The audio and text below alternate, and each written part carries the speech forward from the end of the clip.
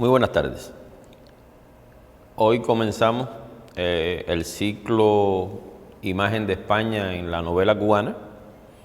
Este es un ciclo que pretendíamos abordar de otro modo, con una serie de invitados que compartirían inicialmente conmigo este set y estaríamos conversando sobre algunos libros fundacionales que tocan este tema en nuestra literatura. Lamentablemente, los tiempos que corren, las condiciones epidemiológicas que han estado asolando al mundo en estos tiempos, han impedido que muchas de estas personas nos puedan acompañar hoy, porque algunos han padecido ellos mismos la infección por coronavirus, otros han tenido otros percances familiares también relacionados con la pandemia, y entonces no ha quedado más remedio que comenzar este ciclo abordando yo mismo, que más bien pensaba ser el anfitrión de estos amigos, de estos colegas, abordando estas novelas y estos autores que a mi juicio han sentado un conjunto de pautas para entender cómo se ha mirado España en la narrativa cubana desde el siglo XIX hasta nuestros días. Para este ciclo, aunque ha habido libros también que tocaron el tema anteriores al que abre el ciclo, que es Mi tío el empleado,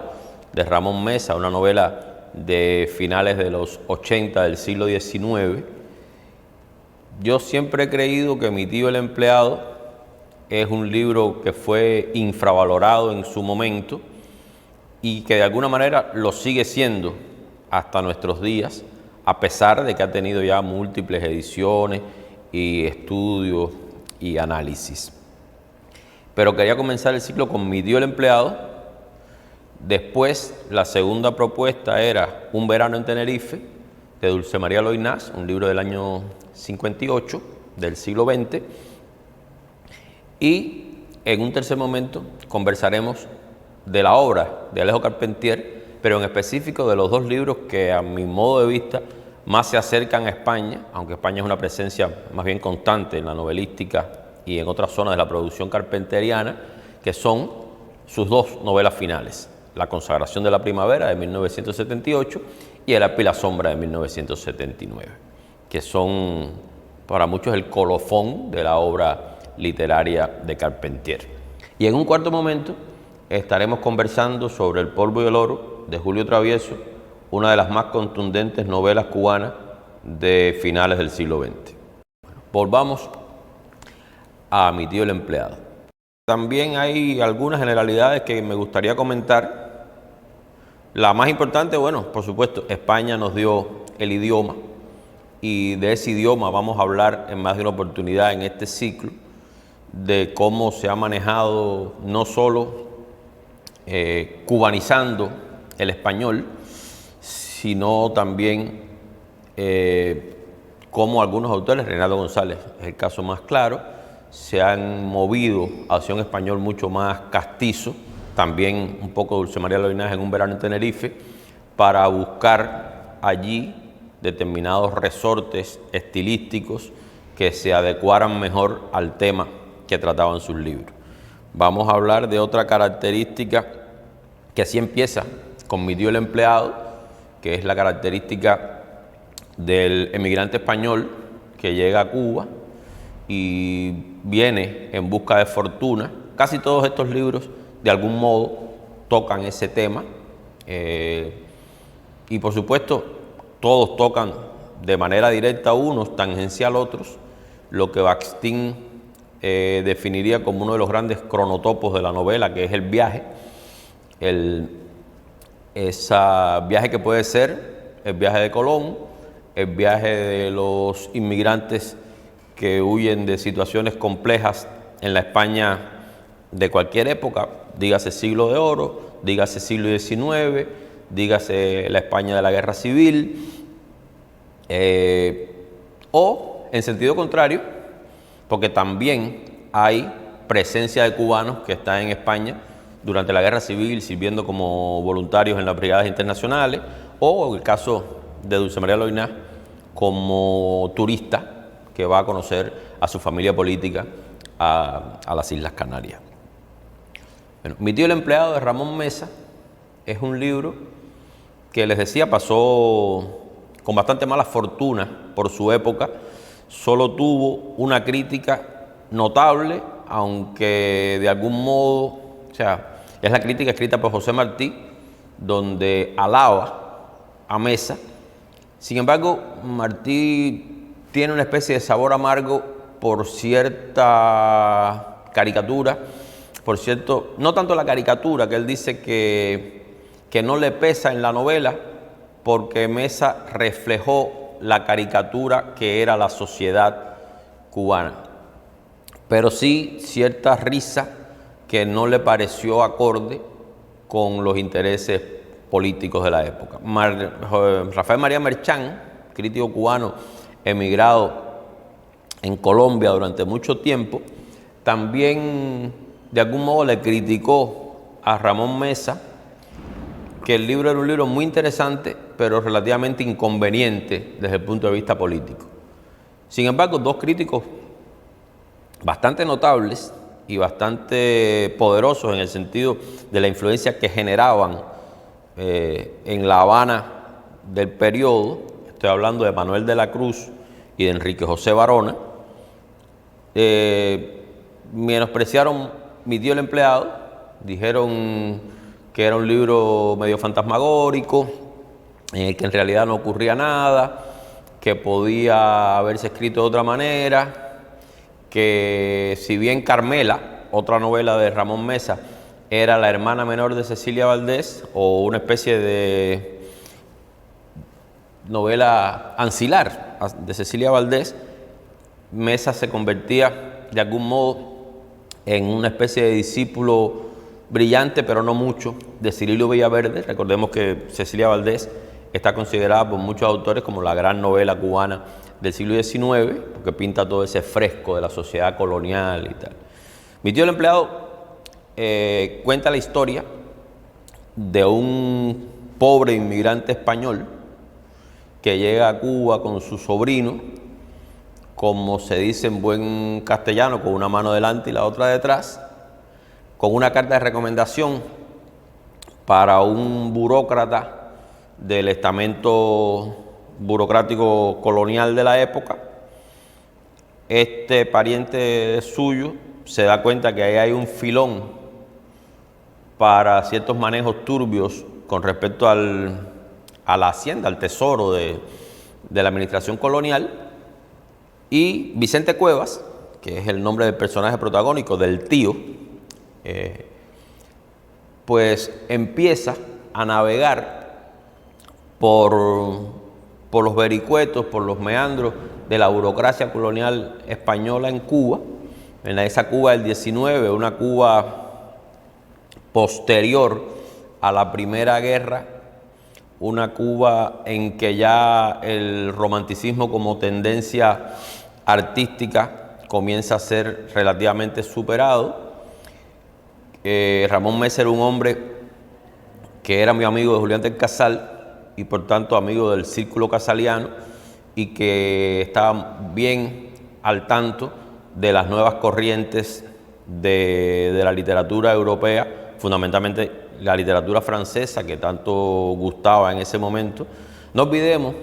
que pasó una cosa en la literatura cubana y en el romanticismo americano en general, que fue que en un primer momento, quizás como una postura de resistencia al colonialismo español, los autores miraron más a Francia y a Alemania e Inglaterra, pero sobre todo a Francia, que a la propia literatura española. Y si bien, claro, no podían evadir el tema del idioma, que habíamos obviamente heredado de España, sí asumieron otras maneras compositivas, otra forma de entender la literatura, que es lo que sucede con Mi tío el empleado. Mi tío el empleado es un libro, incluso algunos críticos como Alejo Carpentier, al que termina por no gustarle mucho la novela, por lo que escribió sobre ella, no puede dejar de reconocer que es un libro que se adelanta a su época, que tiene procedimientos escriturales y maneras de mirar la realidad que están mucho más cerca de las vanguardias de lo que iba a ser después el expresionismo o el impresionismo,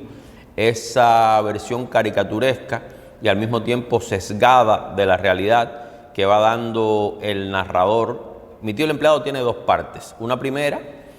en que el sobrino acompañante cuenta en primera persona las peripecias de su tío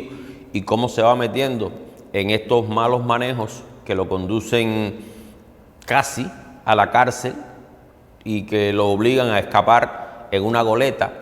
hacia México, huyendo de la justicia, de la propia justicia colonial. Y una segunda parte que curiosamente está narrada en tercera persona y que solo al final del libro nos enteramos de que es el mismo sobrino que ha tenido una especie de despertar moral y ya no narra en primera persona, según confesión propia, porque se siente muy alejado de los manejos del tío, que ahora regresa de México convertido, no sabemos cómo. Esta novela está llena de elipsis, Mesa todo el tiempo elide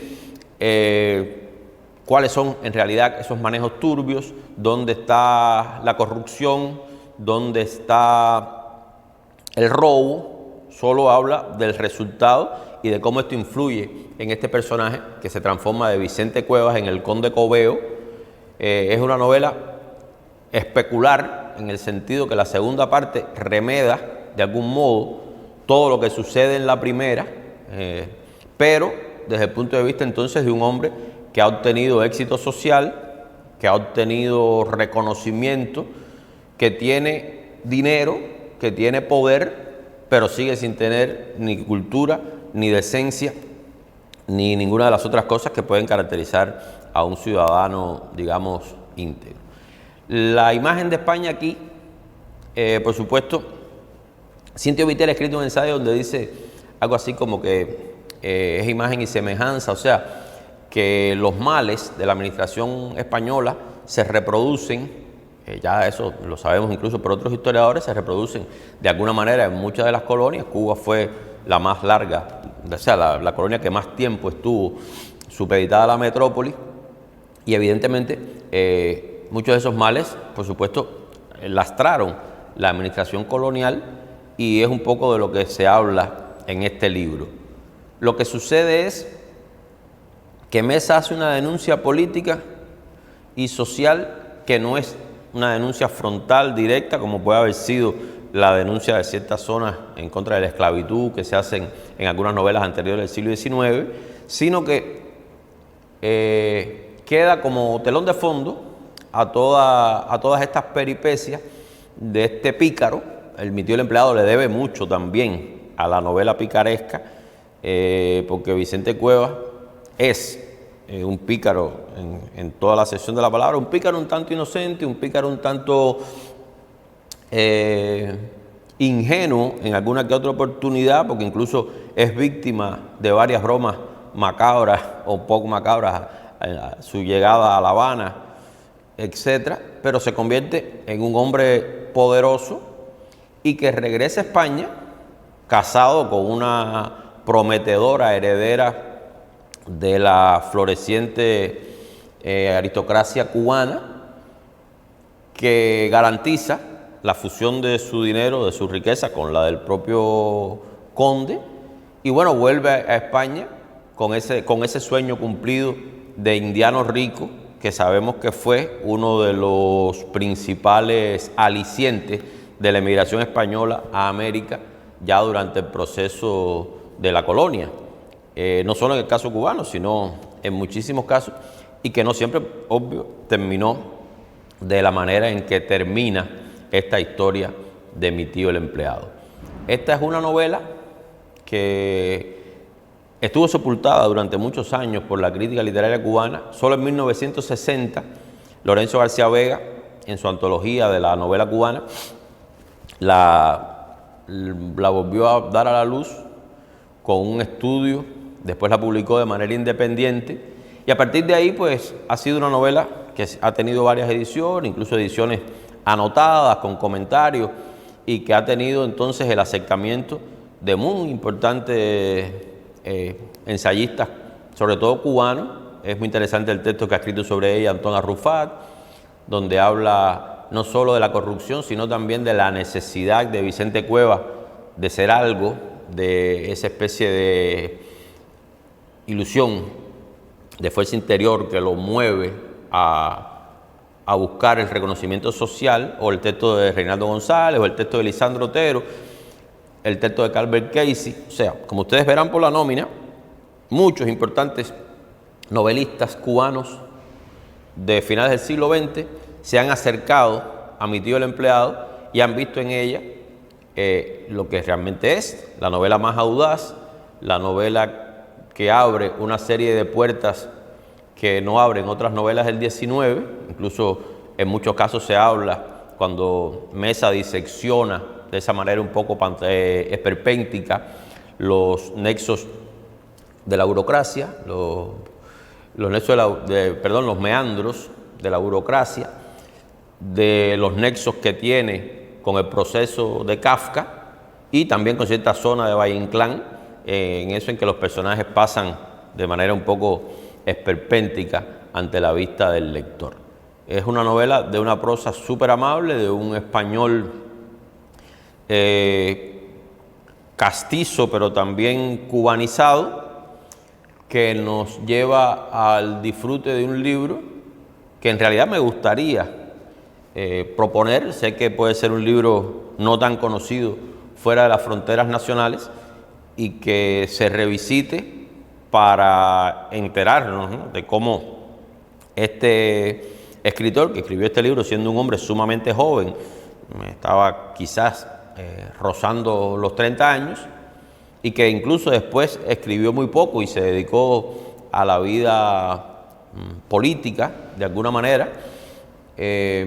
llegó a rozar con esta novela, como hacen casi siempre los iluminados, las corrientes literarias del futuro. El segundo libro, como les decía, es Un verano en Tenerife, de Dulce María Loynaz, de 1958. Este es un libro muy peculiar porque muchas personas podrían cuestionarse, en primer término, la pertinencia del género literario en este caso, porque quizás mirado desde un punto de vista frío, Un verano en Tenerife no es una novela, es más bien un libro de viajes, una autobiografía. Lo que pasa es que Dulce María Loynaz, que en otras partes he comentado que era una escritora altamente tramposa y altamente anticanónica en casi todos los aspectos, a pesar de que eso no se suele apreciar en una primera ojeada, creo que Dulce María Loynaz escribió dos autobiografías, Un verano en Tenerife y Fe de vida, que es un libro posterior ya de esos años de senectud, que en realidad son novelas en los cuales hay un personaje llamado Dulce María Loynaz que hace cosas, pero que es una precursora de lo que hoy conocemos como autoficción. Si bien Un verano en Tenerife es un libro más descriptivo que narrativo, porque Dulce María se detiene en muchos casos en contar minuciosamente determinados aspectos de la vida en las Islas Canarias, sí hay una progresión narrativa y es lo que voy a tratar de comentar ahora. Este es un libro en el cual importa también el problema del género, en este caso del género femenino. O sea, es el libro escrito por una mujer que casi siempre tienen, como dicen las teóricas del feminismo, un parlar femme, o sea, un hablar femenino que nace de un mirar femenino. O sea, Dulce María Loynaz o cualquier mujer no puede ver la realidad como la vio Ramón Mesa, no puede ver la realidad como la ve Alejo Carpentier, y es un libro que toca una zona muy peculiar de España, que es el archipiélago de las Canarias, una zona que en más de un aspecto tiene grandes similitudes con Cuba, quizás desde el punto de vista climático en algunos momentos, quizás también porque buena parte de la emigración española a Cuba proviene de las Islas Canarias incluso a nivel lingüístico, los canarios comparten con nosotros determinado tipo de entonación, es muy común, lo cuenta Dulce María y conozco otras personas que también han pasado por esa experiencia, que los canarios y los cubanos se han confundido en ciertas zonas de España por la peculiaridad de su entonación y por el uso de vocablos tan peculiares que solo se usan allá de aquí, como guagua, para definir los ómnibus del transporte urbano en sentido general, por poner un ejemplo. Dulce María estaba casada con Pablo Álvarez de Caña, un periodista canario que, como el personaje de Mi Tío el Empleado, llegó a Cuba sin un centavo y aquí hizo una promisoria y brillante carrera de periodista que llegó a ser quizás uno de los periodistas más encumbrados e influyentes de un sector del periodismo que es bastante peculiar, que es el de la crónica social. Pablo Álvarez de Caña se convirtió en un hombre de éxito, todo lo que podríamos decir un hombre de éxito, se casó entonces con Dulce María en sus segundas nupcias. Toda esa historia, de paso lo recomiendo, está contada en Fe de Vida, que cuenta la relación en 2 capítulos, 2 suertes de capítulos, la relación de Dulce María con Pablo y la relación también con su primer esposo, que era un pariente lejano de la autora. Un verano en Tenerife es el viaje de Dulce María, recién casada con Pablo Álvarez, a conocer la tierra de origen de su marido, a conocer a su familia política y a encontrarse con una cultura que de muchas maneras le era altamente conocida. Si hay una autora en Cuba, un autor en sentido general, sin poner en este caso género, que está vinculado a la tradición hispánica, ese es Dulce María Loynaz. Lo podemos apreciar en su poesía, lo podemos apreciar incluso en el manejo del idioma, en su novela Jardín, y en todo lo que escribió hay aparentemente, y digo aparentemente porque hay otras sutilezas que no viene al caso comentar ahora, pero Dulce María también tiene muchos vínculos con otras literaturas y está todo el tiempo en un constante ejercicio de superación. Bueno, ¿qué sucede aquí? ¿Qué visión de España hay aquí? Bueno, una visión que, sin dejar de reconocer la herencia, el libro comienza de una manera muy peculiar. Dulce María acude al viejo recurso, que es bastante femenino, aunque otros autores lo usan también, de la captatio benevolentia, que en el caso de cuando la usa, o sea, más o menos de estimado lector, sé benevolente conmigo, que escribo estas páginas, porque yo no conozco mucho el tema, y este tema lo han tratado además historiadores, poetas. Una vez metida en esa atmósfera, Dulce María demuestra que sí conoce bien el tema y empieza a disertar, incluso a discutir con el que puede ser uno de los más eminentes historiadores de las Canarias sobre determinados aspectos, y se va metiendo en un universo en el que estudia todo: la geografía, la raza, la idiosincrasia, la botánica, la fauna, y hace un libro en el que demuestra una profunda y minuciosa penetración en el universo canario, y en el que va develando todo el tiempo los nexos que unen a canarios y cubanos, y también hace una cosa muy peculiar desde el punto de vista lingüístico, que es irse apropiando del lenguaje canario. Un verano en Tenerife es un libro muy castizo porque tiene mucho manejo del español en la usanza de España. Recuerden que Dulce María, buena parte de su publicidad literaria estuvo hecha por Aguilar, que en ese momento era como una editorial emblemática en la lengua española, pero también tiene todos estos matices del habla canaria, y por supuesto en una que otra oportunidad salta, sobre todo a nivel de refranero, a nivel de manejo del lenguaje cotidiano, coloquial, el español de Cuba. Este es un libro que tiene muchos vínculos intelectuales.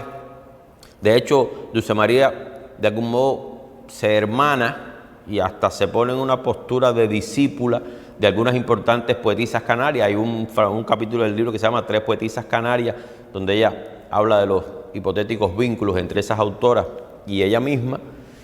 Y también es un libro que está escrito remedando un texto bastante desconocido hoy, pero que fue muy leído en su momento, que es precisamente un libro no español, que se llama Un invierno en Mallorca, de George Sand. George Sand acudió a Mallorca acompañando a Chopin, que en ese momento era su amante, para una cura de alguna enfermedad pulmonar de Chopin. Y es un libro que, si bien toca temas parecidos, tiene dos posturas absolutamente disímiles de manejar el asunto. O sea, en el libro de George Sand, la narradora francesa todo el tiempo mira por encima del hombro a la sociedad canaria, se siente un acendrado racismo, una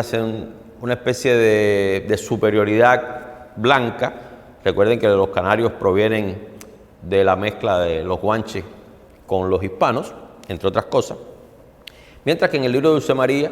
hay un absoluto respeto por el mestizaje, y no solo un respeto, sino también el reconocimiento de que ese mestizaje es el mismo que ha dado origen a una cosa que era Dulce María ante todo, que era a una cubanía sin vergüenza, sin complejo de inferioridad, a una cubanía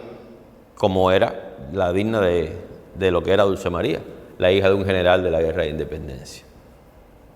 Hasta aquí entonces nuestra primera conversación sobre imagen de España en la narrativa cubana. En la próxima sesión estaremos conversando de Alejo Carpentier y de Julio Travieso. Los invito a que sigamos en contacto.